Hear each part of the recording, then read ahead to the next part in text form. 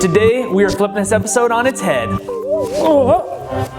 We want to know what scares you about your future. My greatest fear. Just making that leap from being at home and being a child to being your own person. And when I get alone, I'm scared how am I gonna be paying it in a short amount of time. Figuring out how to live on my own. Not being successful at my career. Not amounting to anything. Becoming an adult. I don't want to adult. It sounds really boring. We're talking to a guy that didn't let fear get in his way of making a great life.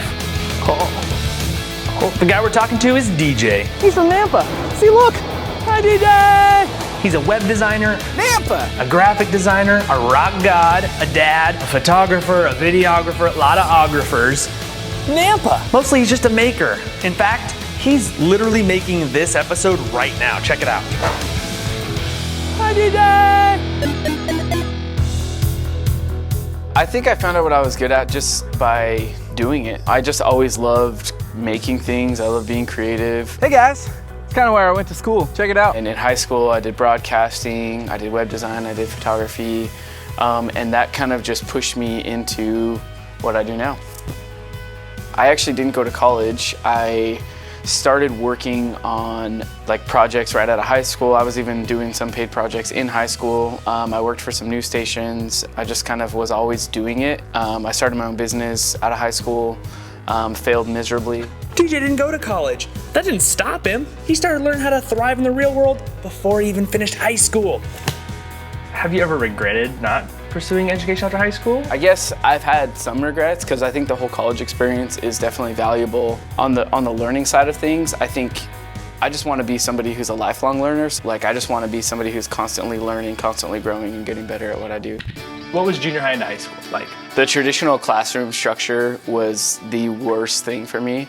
I did not do good in classes that I didn't feel like were relevant for me. I really liked stuff that was hands-on. So I was officially a student at Skyview, but I took a web design class at Nampa High, and then broadcasting had moved to another school that opened up Columbia. So I was actually going to 3 different schools at one time where I would just drive there in the middle of the day, and they were supportive of that. I think learning is awesome. What do you think are some of the barriers that keep people in that middle ground? It's number one, an unwillingness to learn, but I also think it's like getting comfortable. One of the things that I always tell myself is good is the enemy of great. And if you want to do something awesome, you can't do something good. And you have to just always keep pushing forward and keep moving forward. And when you settle, I feel like is when you start dying. And as a creative person, when you settle is when your work just starts becoming poop all the time. I love to surround myself with people who are successful, who are doing great things. You can connect with people from all over the world who have the same interests as you. When you can connect the dots between the future that you want and where you are now, that's when you can really start succeeding. Becoming expert at what you love and getting paid to do it, that's a real thing. Just remember that you're the one that can hack your future. My favorite life hack is this little trick. Is to get a planner. Take a screenshot of what you're trying to memorize on your phone and then set it as your lock screen. Turning your average drinking glass into a speaker.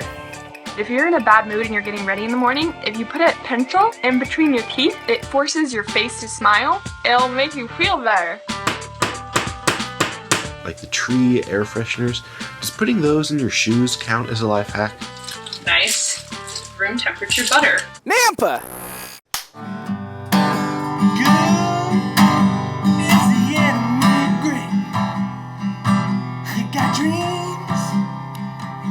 Going after since you're 8.